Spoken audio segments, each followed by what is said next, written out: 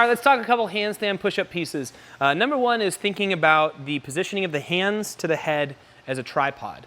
Very often when we're doing handstand push-ups, people will be up against the wall and they don't think about making a tripod. So what they end up doing is going head straight between their hands. That's actually incorrect. What we want to think about is a little bit of a triangle, and it's relatively equidistant from hand to head, head to other hand, and hand to other hand.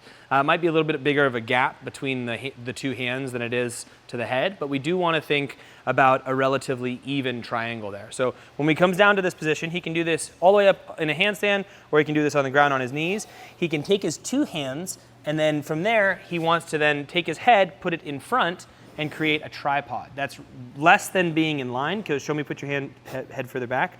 This is what most people want to do, and we want to think about, hey, make a tripod, push it forward, because tripods are stable. Go ahead and sit on it. A tripod is a good way to talk about the position of the 3 points touching, because they're like, stability, tripod, that's why you do that. That's why a stool will have three legs instead of 3 legs in a row. That will fall right over. So it's about stability.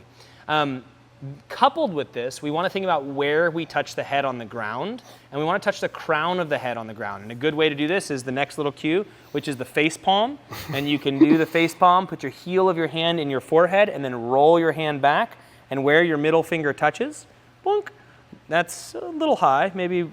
There we go, it's right about there. He's got these monster hands. Really big middle finger. He's got a really big middle finger. That's huge, just massive. He had a hard time a little bit with the hat on, but you can see here, if I palm my forehead, bring it back, kind of lift it up, this is kind of the crown of the head, and that's where we're looking to have it touch the ground. And they go, oh, okay, that's it. It's not my forehead necessarily, it's not the back of my head, it's not directly on top, it's that crown. So from there, he drops on down, takes the crown of that head after the face palm, and then pushes that in front to create that tripod, and then comes back on up.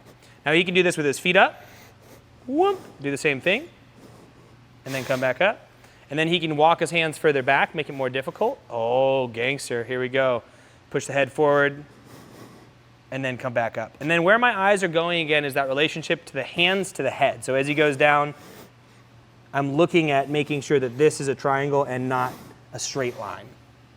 Yeah, and that's very depending on the athlete that you have, the length of their arms, the size of their head, but that little triangle is what we're going for. And you can also look to see how stable they are when they're down there. If they're not quite stable, oftentimes they don't have quite long enough of a triangle. You got to increase the length of their triangle. Thank you for watching that. Just so you know though, that is just the tip of the iceberg. If you found that helpful and you want more content just like that, we have hundreds of these videos in the knowledge. Everything from cues and tips and tricks to theory content that will flush out your understanding of everything we do in CrossFit. If you want to learn directly from me and do weekly calls where we do homework and everything in between, we also have the Knowledge Pro. If any of this sounds like your cup of tea, just click the link in the description for a free 7-day trial.